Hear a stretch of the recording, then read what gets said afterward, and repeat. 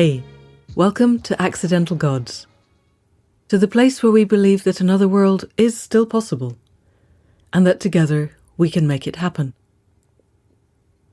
In this second series of the podcast, we're travelling around the country, sometimes around the world, to talk to people who are already making it happen.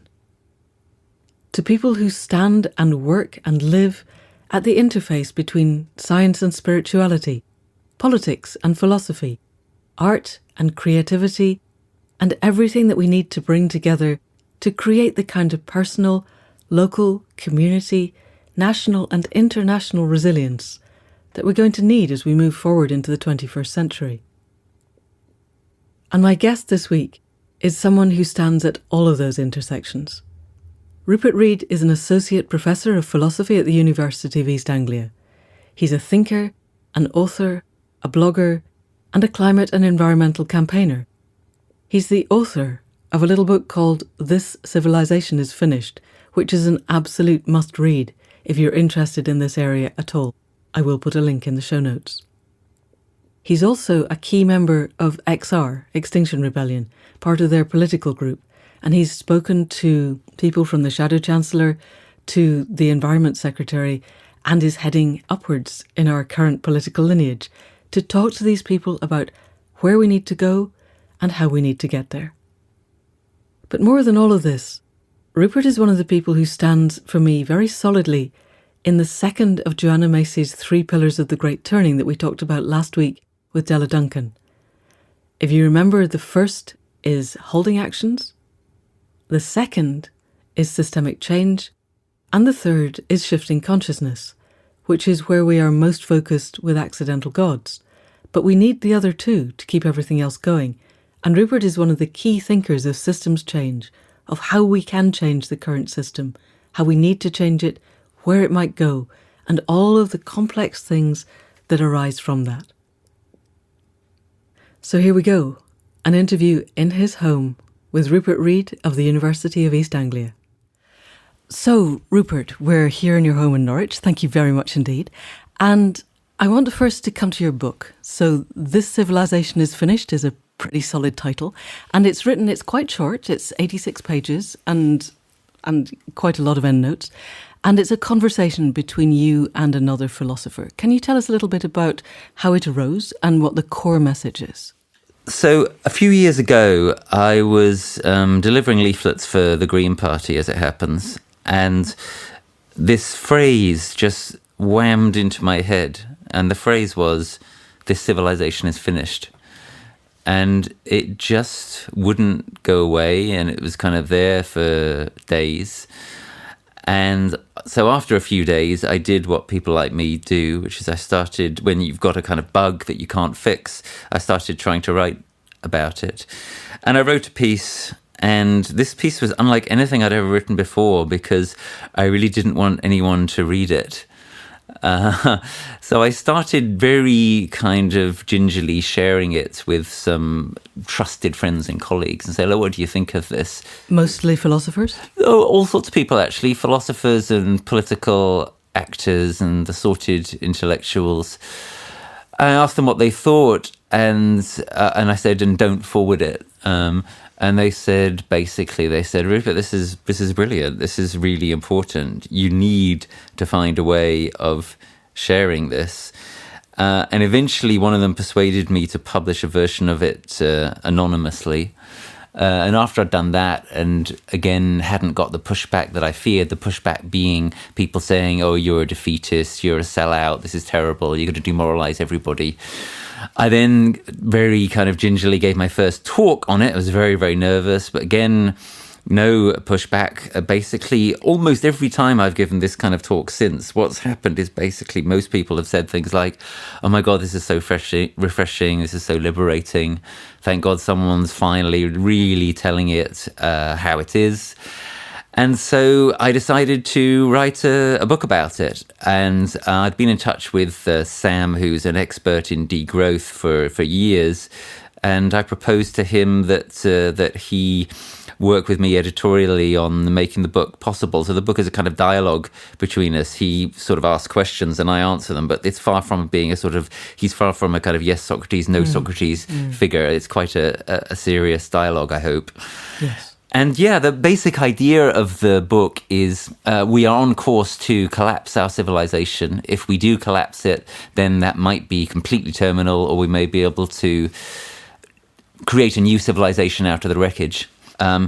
There is still some very, very slim possibility that we might be able to avoid this kind of collapse. But if we do, the transformation that will be required will be so deep and wide and rapid that in no meaningful sense will the civilization that comes out the other side be the same one as we inhabit. So any which way you look at it, my claim is this civilization is finished. It will either die exterminating everything, or it will die and give birth to something else, or we will transform it rapidly, and it'll still no longer be the same civilization as we're inhabiting right now. And in the book, you talk about this being a white swan event rather than a black swan event. Can you enlarge a little bit on that? Yeah, so black swans are events which are kind of unexpected and catastrophic. And the point I make about climate and ecological breakdown in the book is that that's not how it is with the crisis that we are in. The warnings are extremely stark and direct. The writing is on the wall. The doomsday clock has just been moved to 100 seconds to midnight. So we cannot say we haven't been warned, and for a long, long time. Climate breakdown, ecological breakdown, which are the most likely drivers of societal breakdown. That breakdown could take various forms, which we might discuss, is a white swan. It is absolutely what we should now expect. In order to prevent it, in order to achieve the third of my three possibilities, in order to transform this civilization without having to undergo a collapse, we're going to have to do something completely extraordinary and unprecedented. We can't bet on succeeding in doing that. We should try to do it, but we can't bet on succeeding. So we also now have a profound responsibility to start taking seriously the process of what my friend and colleague Jem Bendell calls deep adaptation. We have to start putting ourselves in a position of readiness for potential societal collapse, because it's just way too late to bet everything and all our hopes and all our resources and so on being able to affect this civilizational transformation. Yeah, let's try to achieve it, but let's also prepare ourselves for the fall. Do you have any idea? So, put it into context. I was listening to an interview with the head of the Conservative Environment Network, who was lauding the fact that they had listened to all of the science and they had got a 2050 date for carbon zero, and they felt that this was possibly achievable, provided nobody got in their way or suggested that it wasn't the most useful thing to be doing. And they think that they have listened to all of the science. And either these people are entirely mendacious, or they're decent human beings trying their best. I am endeavouring to believe the latter while suspecting the former.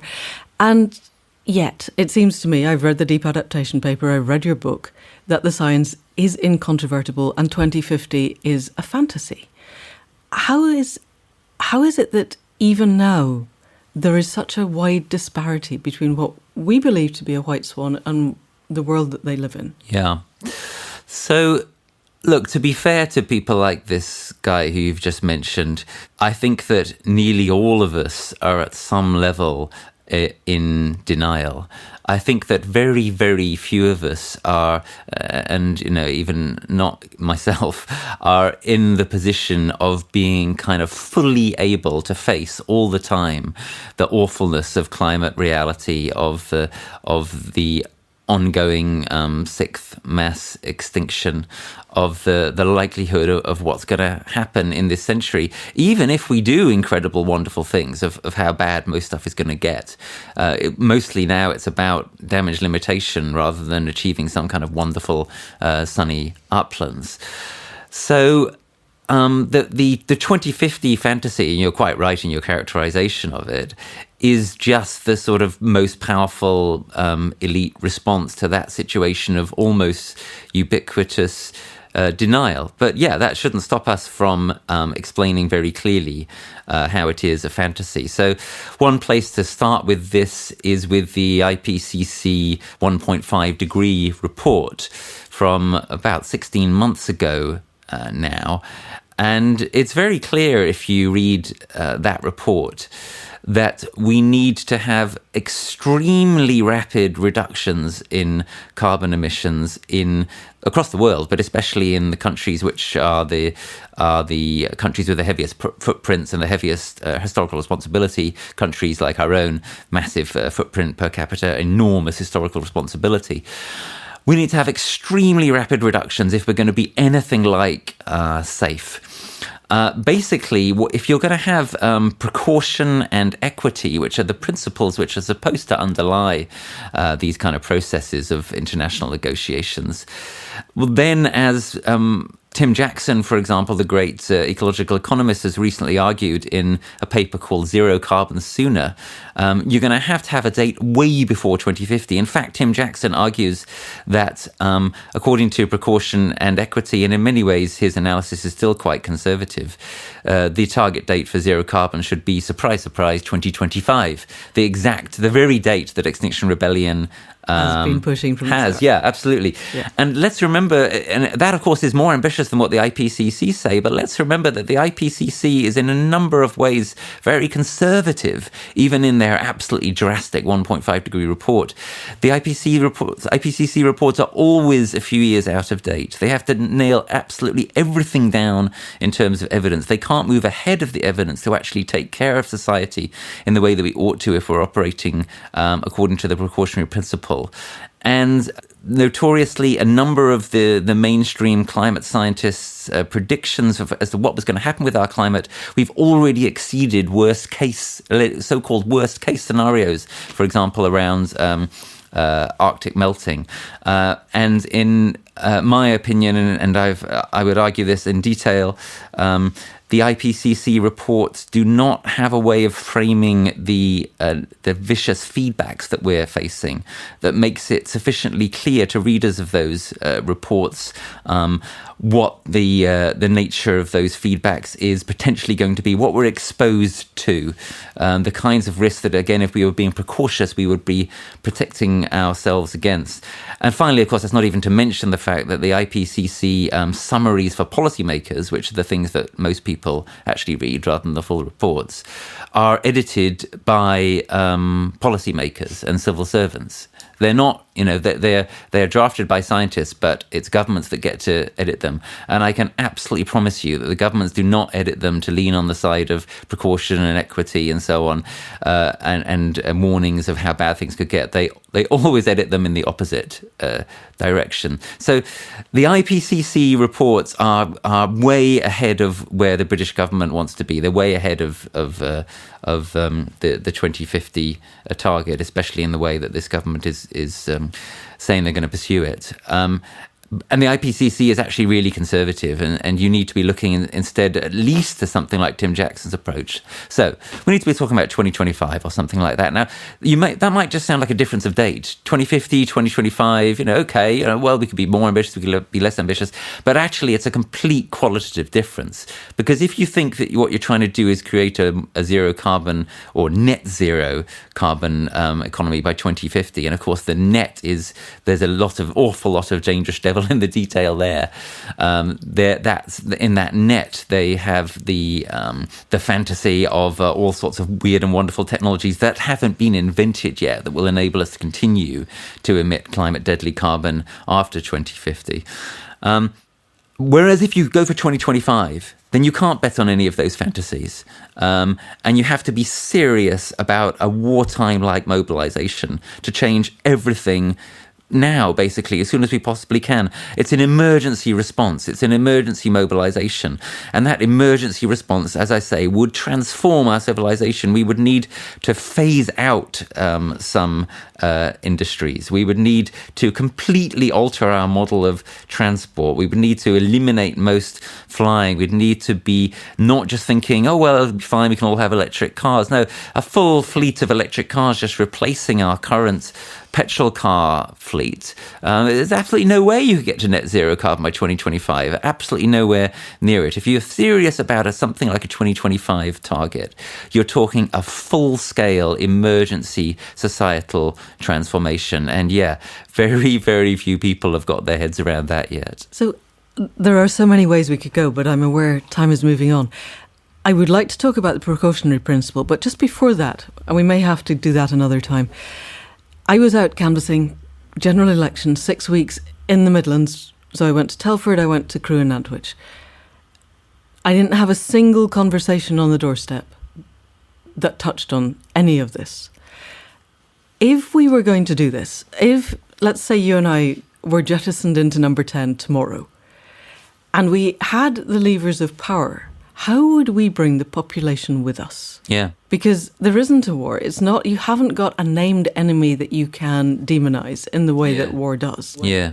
We are doing things that are going to be catastrophic, but you can't see the catastrophe yet unless you happen to look at Australia. But, the Australians managed to be in denial. Yeah. But I think things are changing in Australia. And I think that events like that are impacting people most obviously where they are and to some extent beyond. So, that's going to be one thing that happens in the next few years. People will be woken up by more and more climate shocks and climate disasters, and those tragedies will... The alt-right of my family is telling us that the fires in Australia were arson, and they were caused by the Green Party on Australia not letting the Australian government clear the bush. I mean, it's fantasy and it's wrong. Yeah. But they have a narrative that keeps them from... But that kind of shit and lies has less and less traction as time goes by. And those people come to look more and more stupid and obscene and dangerous. And I think some people have seen through the Australian government in that context. But look, you're right. It's not going to be at all easy. We need the government and the media to tell the truth. That's the first demand of Extinction Rebellion. We need to help in that process. My belief is that one way that we can do that is by ourselves getting a lot better at telling the story of our vulnerability. And that's the argument I've made in this new pamphlet that I've co-authored with a couple of colleagues in XR called Rushing the Rebellion, Rushing the Emergency, where we argue that actually some of our emergency messaging isn't really sticking with people, because until you get people to feel that kind of sense of vulnerability, which you can do through discourse, and you can also do through actions, until people feel that more, it's not going to feel real to them, and therefore it isn't going to come through in doorstep conversations. So part of my hope for Extinction Rebellion in 2020 is that we tell the vulnerability story a lot more, and that the kind of argument we're making in Rushing the Emergency, Rushing the Rebellion gets to have more traction, which I think is starting to happen, and that could change things. But again, let's also be honest. What are the chances of this working at scale and at speed and so on? Well, they don't look good, despite the fact that XR has had this enormous awakening effect, and it's part of a broader awakening that includes, obviously, the climate school strikes and is prompted by the terrifying weather events of the last few years. So once again, we have to be courageous enough to look down.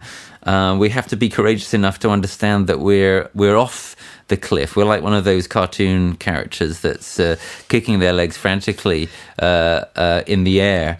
And there's going to be a lot of pain and damage in the years ahead. And it seems very unlikely that humanity is going to get its act together in time. So we need to have a serious agenda of adaptation and not just mitigation and prevention.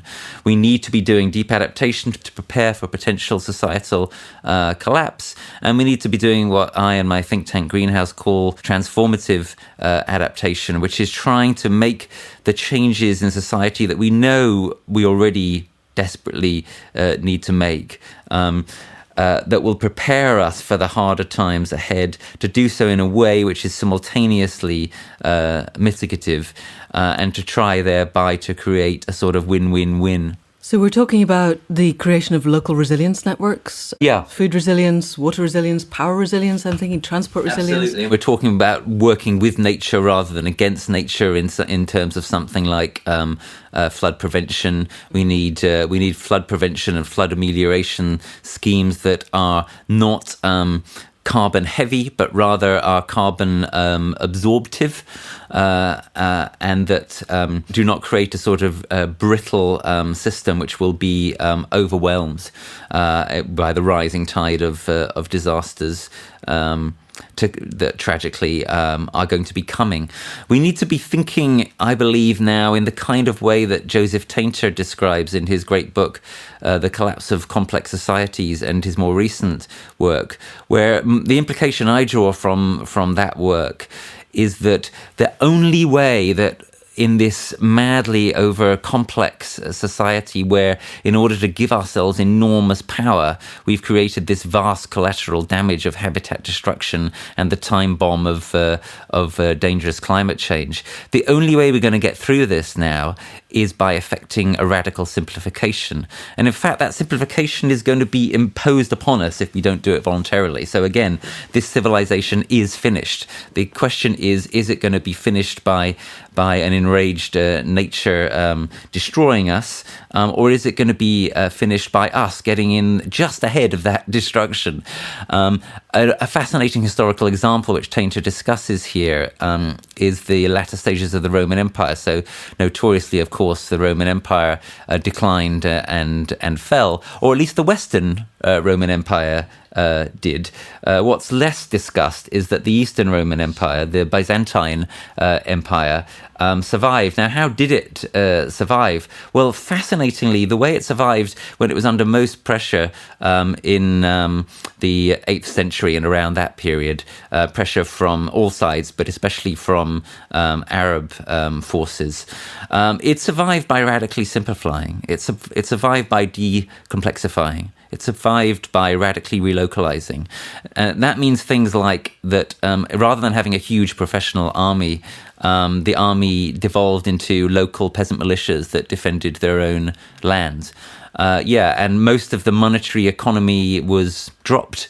The economy no longer largely worked on the basis of money, but was far more based in subsistence and again localization. Now that is, I believe, an inspiring precedent. If we were able to find a way of radically decomplexifying our society, creating that kind of local resilience in the years to come, not too many years, then we may be able to survive the coming storms without collapsing. And as I say, it's not a question of either you do that or you carry on, having holidays on the Great Barrier Reef and business as usual with a bit of greenwash. No, if we try to go down the route of continuing our society, even of reforming our society, it will collapse. So either we do something like this kind of radical simplification, or we're just heading straight for the buffers. Sounds like, are you familiar with Murray Bookchin's work and the municipal libertarianism that the Kurds are taking on board? That sounds like yes, they are already heading for where but the Kurds started from a very different place. Yes, I think that there's lots to be learnt right now, as you say, from the Rojava example. There are real current examples and historical precedents that we can learn from if we're willing. We have to learn quickly, and whatever we do in this direction will mean that the impact will be likely to be a softer landing. Okay, so we're going to have to wrap up shortly.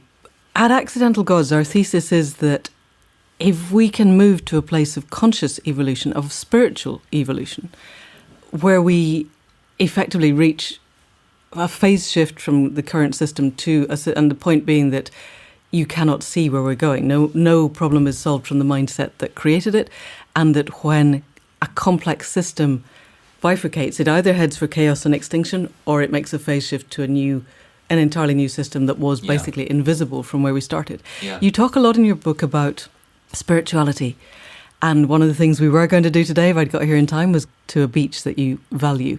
And I wonder if you could talk a little bit about how, in your view, spirituality weaves through an ideal set of circumstances. If we were able to make the shifts that you want, where would spirituality lie within that process? Yeah, great question.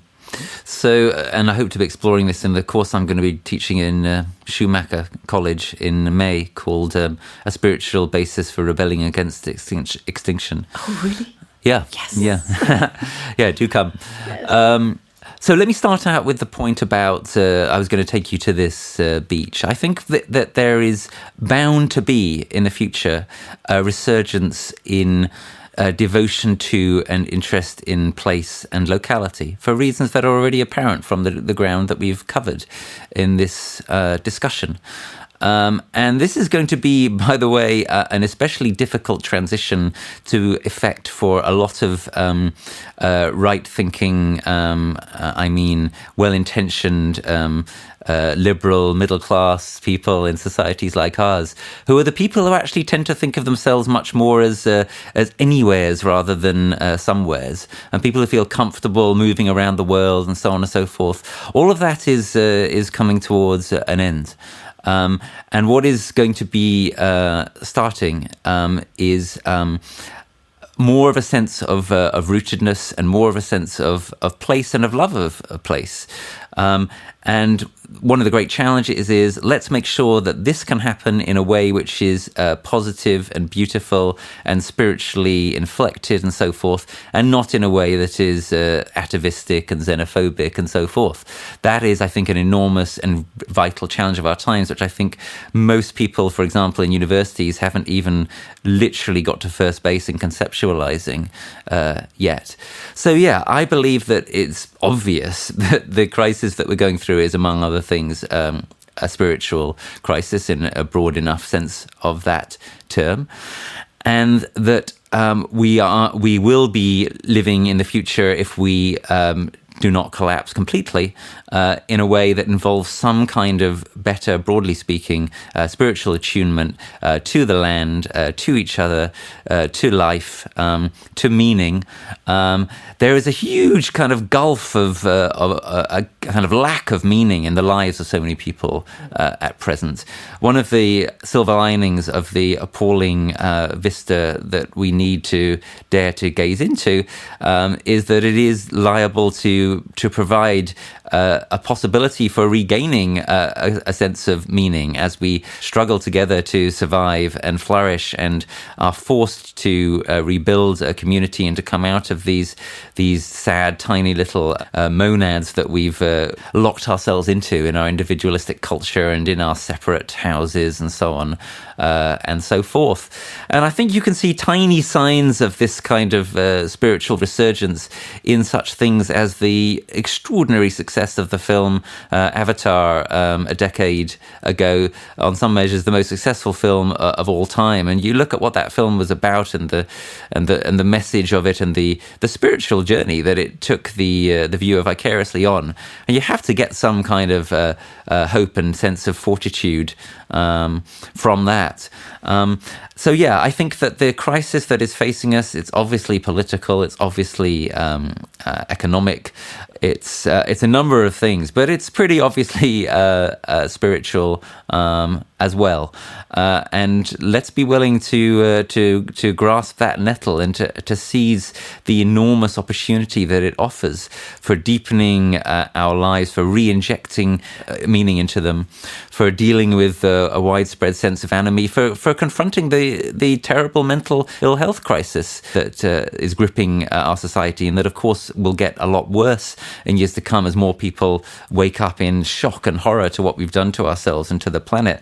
But again, that crisis could be the making of us. It could be a psycho-spiritual emergency, the basis for a psycho-spiritual journey that leads us to actually reconnect again with each other and what actually matters to us, with nature, with beauty, with our children, with everything that we haven't taken seriously enough in this kind of fever dream of materialism and of rushing towards the cliff edge. Brilliant. Thank you. We're going to have to stop in a second, but I wonder, is there one thing that if the people listening, if they were just going to do one thing after listening to this, go out of the door and do it, what one thing would you recommend that they do to begin with, to make a step on the way? Pause and reflect. Don't rush around like a headless chicken. Don't find some excuse for going into denial again. Dare to stop and think about all this for a bit.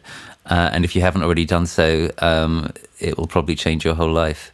Wonderful. Thank you, Rupert. And I hope to have the second half of this conversation at a later date. Let's do that. Thank you very much indeed. So that's it for another week. Huge thanks to Rupert for the generosity of his time and the depth of his intellect. I really do hope that we have a chance to have another interview with him sometime soon, because there is so much else that we could have explored. But in the meantime, as ever, thanks to Caro C for the music at the head and foot of the podcast and for the sound production. Thanks to Faith Tilleray for designing the website and for being the other half of the creative team that is Accidental Gods. And thanks, as always, to you for listening. If you like what you hear, give us 5 stars and a review on the podcast app of your choice. It helps to get us known out in the world of Google. But more than that, share us with your friends, with your family, with your neighbours, with your colleagues, with anyone and everyone that you think wants to see the world as a more equitable and sustainable place. If you want to know more, or to join the membership programme, we're at accidentalgods.life on the net, and the same on various bits of social media. And that's it until next week. Thank you, and goodbye.